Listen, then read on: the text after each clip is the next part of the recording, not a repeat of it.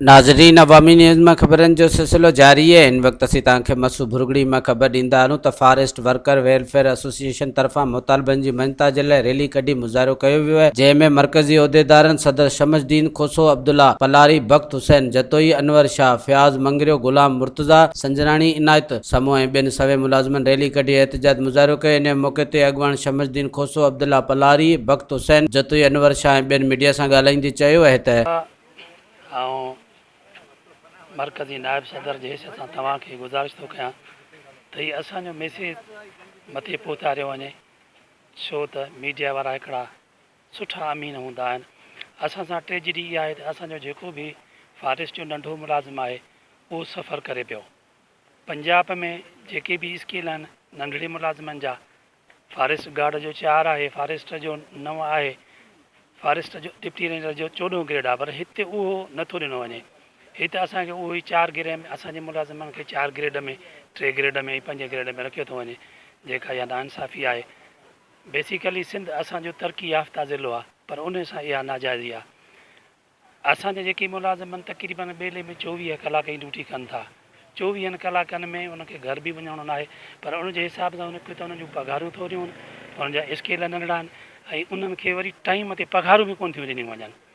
उनजे लाइ असां तव्हांखे गुज़ारिश कयूं था त असांजो इहो मैसेज जनाब वज़ीर आला सिंध बिलाल साहब, साईं असांजो नासिर संशाह साहब, उन्हनि ताईं पहुचायो थी असांजी सिंध में जेका बि फॉरेस्ट जे मुलाज़िम सां नाजाइज़ी ऐं नाइंसाफ़ी आहे उहा महिरबानी करे बंदि कराइनि। वर्कर जे मज़दूर एताद ऐं Abdullah Palari forest welfare association ज़िलो हैदराबाद जो सदर आहियां। जीअं त असांजे सूबाई सदर शमसुद्दीन खोसे साहब 2 महीना पहिरीं ऐलान कयो त जीअं असांजूं पघारूं ऑनलाइन थियनि, ऐं असांखे 28 अगस्त ते जेको मुहर्रम में ऐलान थियो त 28 अगस्त मुलाज़िमनि खे पघारूं मिलनि, जेके अञा ताईं असांजे मुलाज़िमनि खे पघारूं न मिलियूं आहिनि। असांजूं ऑनलाइन पघारूं हूंदियूं, असांजी 24 कलाक ड्यूटी हूंदी आहे ॿेलनि में, ऐं असांजा बच्चा जेके फ़ाक़ा कशीअ ते तव्हां साम्हूं बच्चा जेके सभु असांजे अॻियां आहिनि, असां फ़ाक़ा कशीअ ते 2 महीना थी विया आहिनि तक़रीबन, जेके असां पका मुलाज़िम उन्हनि खे कोन थी पघार मिले। असां सां नाइंसाफ़ी असां ईअं सम्झो था सिंध जेका आहे पाकिस्तान में न आहे। ॿियनि सूबनि में असांजे फॉरेस्ट डिपार्टमेंट में मरातूं बि वधीक आहिनि ऐं उते स्केल बि वधीक आहिनि। फॉरेस्ट गार्ड जो उते 9 आहे, फॉरेस्ट जो 11 आहे, डिप्टी रेंजर जो 14 आहे, KPK में, गिलगित में, पंजाब में, पर जेको असांजो सूबो बलोचिस्तान हो उते बि स्केल असांखां वधीक आहिनि। जेके सिंध हिकु सरसब्ज़ एरिया आहे, जिते हर फसल हर थींदो आहे, असां वटि हर शइ थींदी आहे। जेके असांजा नंढा मुलाज़िम हर डिपार्टमेंट, पर हर ॿिया जेके डिपार्टमेंट आहिनि उन्हनि में बि असांजा स्केल वधी विया आहिनि।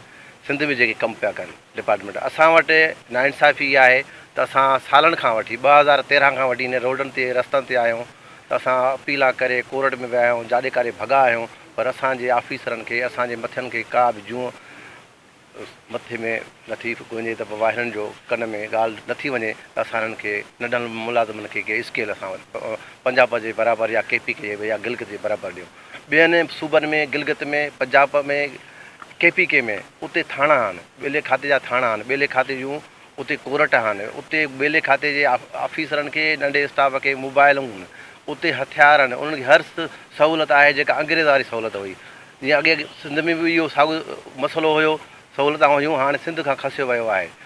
असां जो ॾींहं ते जेको इहा एहतिजाज कयो आहे पघारूं ऑनलाइन जे सिलसिले में, ऐं असांजा जेके स्केल आहिनि उहे ॿियनि सूबनि जे बराबरि कया वञनि ऐं पघारूं टाइम ते कयूं वञनि। असांजा मुलाज़िम जेके आहिनि से ग़रीब मुलाज़िम आहिनि, उहे फ़क़ा कशी में अची विया आहिनि। असांजा ॿार टाइम ते, जीअं ईद जो टाइम थो अचे, उन टाइम ते बि असांखे पघारूं टाइम ते न मिलियूं। उन टाइम ते बि असां ॿारनि जे अॻियां शर्मिंदा हुआसीं। बराए महिरबानी असांजूं पघारूं बि ऑनलाइन कयूं वञनि ऐं स्केल बि ॾिना वञनि पंजाब जे बराबरि। मज़ीद खबरों और तफसीलात के लिए विजिट करें हमारी वेबसाइट www.awamiNewsHD.com।